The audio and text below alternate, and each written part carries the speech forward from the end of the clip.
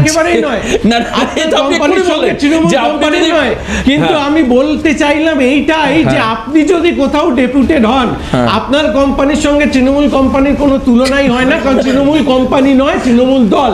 আমি এটাই বলতে চাইলাম, গদি মিডিয়ার মতো যদি কেউ কথা বলে, মুখের কথাটা ঘোরায়, তাহলে জবাবটা এটাই হতে পারে, আপনাকে যদি আপনার কোম্পানি, আমি আপনাকে দিয়ে একটা উদাহরণ দিতে চাইলাম, উদাহরণ দিতে চাইলাম, উদাহরণটা বুঝেছিলাম। কিন্তু প্রশ্ন হচ্ছে যে কোম্পানির মালিক কোথা থেকে আর্ন করবেন, সেটা এমপ্লয়ীদের কাজ হচ্ছে ডেডিকেটেডলি কাজ করা, আমরা সেটাই করি। মাস গেলে যদি উনি বলেন যে আমি যেখান থেকে টাকা পেতাম, এক পার্টি তো আমাকে টাকা দেয়নি, দু পার্টি টাকা দেয়নি, কাজে এই মাসে তোমার স্যালারি হবে না, ওগুলো তো আমরা দেখতে মানুষ যাব কি না। শুনবেন? আমার এটা আপনাদের কাছে প্রশ্ন, আপনারা যে কোম্পানিতে কাজ করেন তাদের একটা সোর্স অফ ইনকাম আমাদের দেখার দরকার নেই। আমি আসছি দিদি, ইনকাম করেন। এবার ব্যাপার হচ্ছে নিয়োগকর্তার কাজ হচ্ছে তার স্যালারিটা বুঝিয়ে দেওয়া, এবং ওই স্যালারি বোঝানোর পর যেটা থাকবে সেটা হচ্ছে তার প্রফিট বা লস। এই জন্য বহু কোম্পানি লসে রান করে, অনেকে প্রফিটে রান করে। তিনি কোথা থেকে কালেক্ট করতে পারেননি বা কেন পারেননি, তার দায় কেন 5,250 টাকা পাওয়া একজন কর্মচারী নিতে যাবে? ইনফ্লেশন যেভাবে যে জায়গায় মুদ্রাস্ফীতি দাঁড়িয়ে আজকে যেভাবে মানুষকে চলতে হয়, আজকে তাকে সেই দায় নিতে হবে। কৌশিকদা সেটাই বলছেন যে কেন্দ্র টাকা দেয়নি, তার ফলস্বরূপ শুধুমাত্র আবাসের টাকা হচ্ছে, কাজ হচ্ছে না, বা মনরেগার কাজ হচ্ছে না তা নয়, আশাকর্মীরাও বঞ্চিত হচ্ছেন। আজকে এটা খুব পরিষ্কার হলো, এটা একটা পার্টিকুলার একটা লাইন তৈরি হলো যে আশাকর্মীদের টাকাও কেন্দ্র দিচ্ছে না বলে রাজ্য দিতে পারছেন। সুনিতাদি, আপনারা কৌশিকদার কথার উত্তর আপনি দেবেন, আপনারা কোনো রাজনৈতিক দলকে চাঁদা দেন না? আচ্ছা, আপনার এই যে উনি বললেন যে কোনো রাজনৈতিক দলের হয়ে আপনার একটা নৈরাজ্য সৃষ্টি করার চেষ্টা করছেন, আমি প্রথমে বলতে চাই আপনি এটা এনার্কি তো, আপনারা কোন দলের? কোনো রাজনৈতিক দলের না, আমাদের কোনো দল নেই। তাহলে প্রথমত আমাদের কোনো দল নেই, আমাদের রং একটা বেগুনি।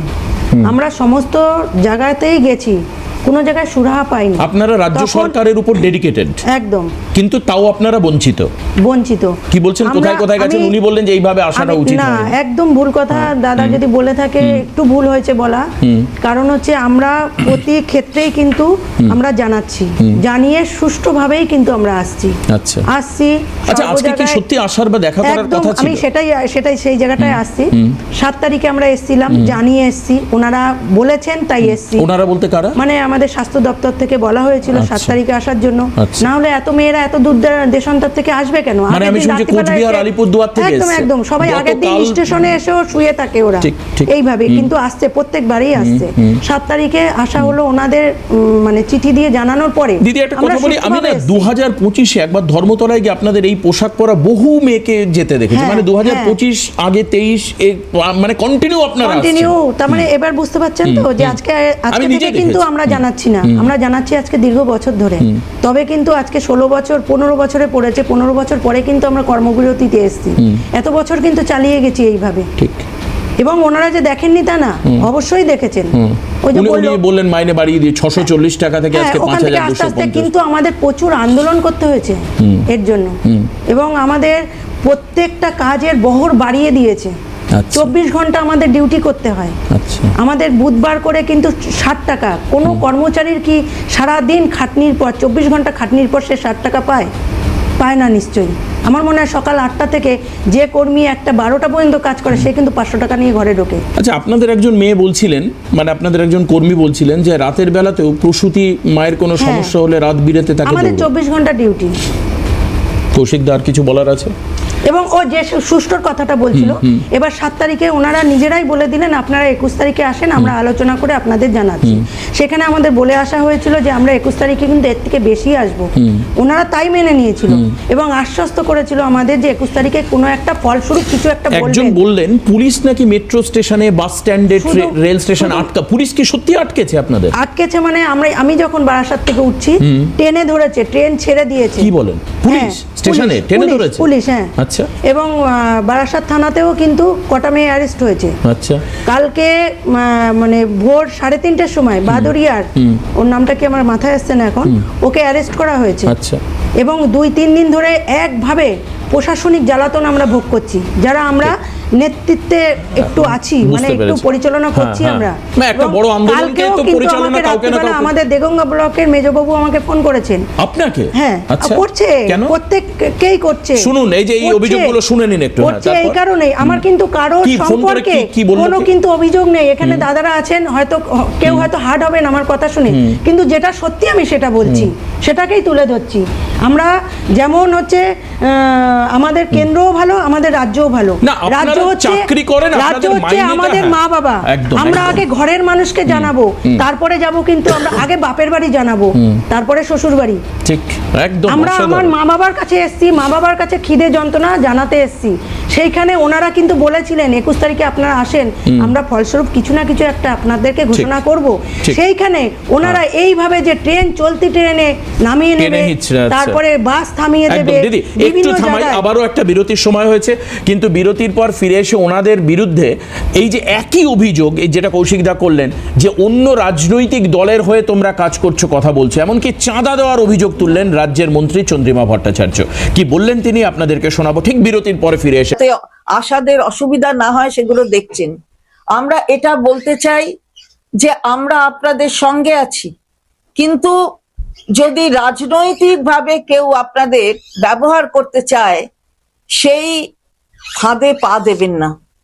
রাজনৈতিক স্বার্থ চরিতার্থ করার জন্য আমরা শুনেছি আপনারা হয়তো তাদের কিছু চাঁদাও দেন, জানি না, আমি সঠিক জানি না, এটা শুনেছি। এগুলো চাঁদা দিতেই পারেন, আপনার ইচ্ছে আপনি করবেন, গণতন্ত্রে বাধা নেই, নিশ্চয়ই করবেন। কিন্তু এই যে ব্যবহার করা এবং আপনাকে আপনাদের নিয়ে নিজেদের স্বার্থ চরিতার্থ করবার জন্য এত কিছু পাওয়ার পরেও, সরকার দেওয়ার পরেও সরকারের বিরুদ্ধে আওয়াজ তোলা, কেন্দ্রীয় সরকারের বিরুদ্ধে আওয়াজ নেই কেন, আমরা জিজ্ঞাসা করতে চাই। কেন আমি তো এবারে প্রি বাজেট মিটিং এ বলে গেছি, একটা মিথ্যে কথা বলছি না, বললে এখানে আপনাকে আমি এক্ষুনি দেখিয়ে দেব যে কেন্দ্রীয় বাজেটে কেন আশাদের কথা ভাবা হয় না। ছোট্ট একটা দিদিকে প্রশ্ন করে যাই, আপনাদের কেন্দ্রীয় সরকারের বিরুদ্ধে আওয়াজ নেই কেন উনি বলছেন, আর এই চাঁদা দেওয়ার কথা তো আপনি শুনলেন, যা যা অভিযোগ উনি বললেন, উনি একজন রাজ্যের মন্ত্রী। আমাদের কেন্দ্রীয় সরকারের কাছে যে আমাদের অভিযোগ নেই তা তো না, আমাদের অভিযোগ কারোর কাছেই না। ওনারা কে কি করবে, দিদি করবে না দাদা করবে, ওনারা ভাই বোনে বুঝে নিক, আমরা যেন এর থেকে বঞ্চিত না হই। আমরা দিল্লিতেও অনেকবার গেছি, যাই না তাই না। একদম একদম ঠিক, ওনারা বুঝিনি। সুপ্রিয় ঠিক, আমি একটু মোবাইল সম্বন্ধেও বলতে একদমই চাই। তাই। আমি নিচ্ছি, আমাদের হ্যাঁ সুপ্রিয় একটু বলে নিক, আবার আপনার কাছে আসবো। দেখো, সুপ্রিয় কি বলে? দেবাশিস দা, সুপ্রিয় বিজেপি মুখপাত্র বলছে এখন, প্রথমত আজকে যখন এই আলোচনা করছি এই আন্দোলনের বিষয়, তখন এটা জানতে হবে পশ্চিমবঙ্গ রাজ্য সরকারের অফিসিয়াল ডেটা, সেটা হচ্ছে যা ধার রয়েছে এই সরকারে, স্বাভাবিকভাবে এটা একটা দেনাগ্রস্ত সরকার, এটা তোমাকে বুঝতে হবে। এখানে না রাজ্যে কোনো শিল্প আছে, না কোনো কাজ কর্মসংস্থান আছে, এখানে রেভিনিউ আর্নিংয়ের কোনো প্রসেস মুখ্যমন্ত্রী মমতা বন্দ্যোপাধ্যায়, স্বাস্থ্যমন্ত্রী মমতা বন্দ্যোপাধ্যায়ের পক্ষ থেকে কোনোদিনই নেওয়া হয়নি। এটা আমরা সকলেই প্রথমে বলতে চাই। দ্বিতীয় কথা হচ্ছে যে কেন্দ্রীয় সরকারের কথা আজকে উঠছে কেন হঠাৎ করে? একটা বাইট পশ্চিমবঙ্গ মুখ্যমন্ত্রীর দেখিয়ে দিন যেখানে আশাকর্মীদেরকে নিয়ে এর আগে তিনি বলেছেন যে এটা কেন্দ্রীয় সরকারের মাধ্যমেও টাকাটার একটা অংশ এখানে পৌঁছয়। উনি বলেছিলেন, সব জায়গাতে উনি দাবি করেছেন, বিভিন্ন মঞ্চ থেকে আশাকর্মীদের নিয়োগ আমরা করি, আশাকর্মীদের বেতন আমরা দিই, সমস্ত প্রকল্প নাকি পশ্চিমবঙ্গ সরকার একাই করতে পারে, সমস্ত নাকি, আমাদের ভিক্ষে লাগবে না, ঠিক বলেছিলেন উনি, আমাদের কোনো ভিক্ষে লাগবে না। আজকে ভিক্ষে চাইছেন কেন?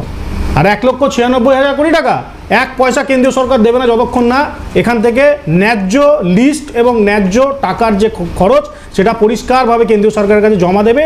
সুপ্রিম কোর্টে যান, হাইকোর্টে যান, যে কোনো কোর্টে যান, এটা পরিষ্কার করে কেন্দ্রীয় সরকার বলে দিয়েছে। কেন? এটা একটা চোরেদের রাজ্য হয়ে গেছে, এটা আপনাকে বুঝতে হবে, এটা চোরেদের রাজ্য। কী দাবি করছেন ওনারা? এখানে দিদি বলছিলেন বলবার সময় যে বিভিন্ন কাজে আমাদেরকে লাগানো হয়, ম্যালেরিয়া হচ্ছে কি হচ্ছে না, ডেঙ্গু বাড়িতে হচ্ছে কি হচ্ছে না, জল কোথাও জমছে কি জমছে না, গাছের টবে, এই সমস্ত কাজ হচ্ছে আশাকর্মীদেরকে দিয়ে করানো হয়। তাদের মেনলি কাজটা কই? স্বাস্থ্য সংক্রান্ত, সেটা হচ্ছে যারা প্রসূতি এবং মা এবং শিশুকে দেখার, এর বাইরে কিচ্ছু নয়।